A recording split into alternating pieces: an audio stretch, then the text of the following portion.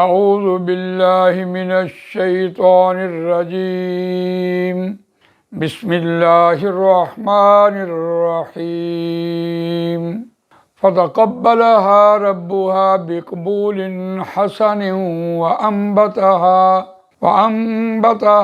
نباتا حسنا وكفلها زكريا كلما دخل عليها زكريا المحراب وجد عندها رزقا قال يا مريم أنى لك هذا قالت هو من عند الله إن الله يرزق من يشاء بغير حساب رب اشرح لي صدري ويسر لي أمري واحلل عقدة من لساني يفقهوا قولي اللهم أرنا الحق حقا وارزقنا اتباعه وأرنا الباطل باطلا وارزقنا اجتنابه آمین یا رب العالمین۔ دوستو اور بزرگوں، سورہ آل عمران آیت نمبر 37 آپ کے سامنے تلاوت کی ہے۔ یہ سورہ آل عمران کا چوتھا رکوع زیر مطالعہ ہے۔ اس رکوع میں حضرت عیسیٰ علیہ السلام کی پیدائش، حضرت زکریا علیہ السلام کی اولاد حضرت یحییٰ علیہ السلام ان کا تفصیل سے ذکر آیا، اور اس لیے بھی کہ نبی اکرم صلی اللہ علیہ وسلم نے عیسائیوں کے اس وفد کے سامنے یہ سارے واقعات بیان کیے۔ یقیناً نبی اکرم صلی اللہ علیہ وسلم کی یہ گواہی اس بات کی دلیل ہے کہ نبی اکرم صلی اللہ علیہ وسلم آخری نبی ہیں۔ وہ نبی صلی اللہ علیہ وسلم اس وقت موجود نہیں تھے جب یہ واقعات ہوئے، اور نبی اکرم صلی اللہ علیہ وسلم نے عیسائیوں کے وفد کے سامنے ساری بات کی جس کی انہوں نے تصدیق کی۔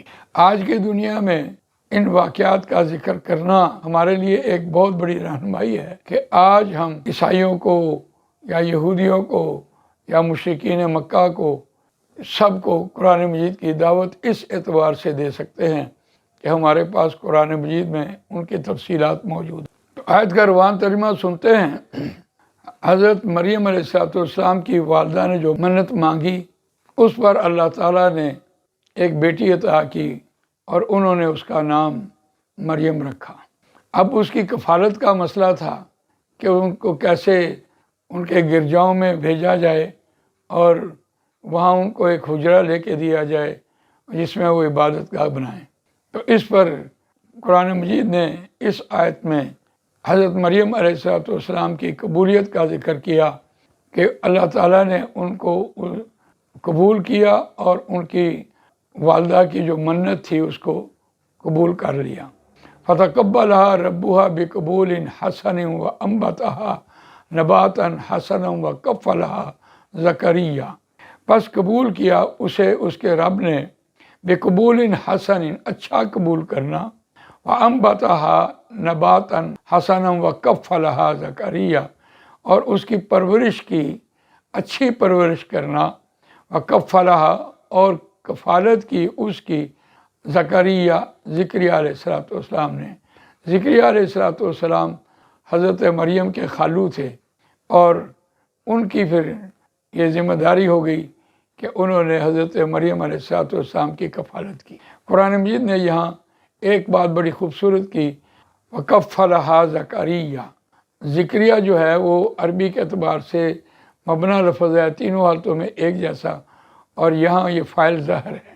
کلما دخل علیہ زکریا المحراب، جب کبھی داخل ہوئے علیہ اس پر، زکریا علیہ السلام ان کے حجرے میں آئے، زکریا المحراب، محراب میں، حجرے میں آئے، وجد عندہا رزقا، اس کے پاس انہوں نے پایا رزق، یعنی بے موسمی پھل جو تھے وہ بھی ان کے ہاں موجود ہوتے، اور ان کا کوئی دیکھ بھال کرنے والا حضرت زکریا علیہ السلام کے علاوہ تو کوئی نہ ہوتا، لیکن جب وہ دیکھتے تو رزق ان کے پاس پھل ہوتے، اور ہر قسم کا پھل ان کے پاس موجود ہوتا۔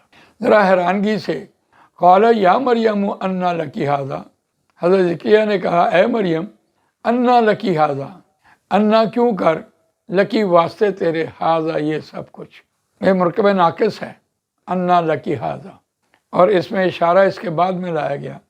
کوئی مرکب مشارون الیہ ہو تو اس میں اشارہ اس کے بعد لایا جاتا ہے۔ انا لکی ھذا قالت ہوا من عند اللہ، انہوں نے کہا، حضرت مریم نے کہا ہوا من عند اللہ، وہ تو اللہ کے پاس سے ہے۔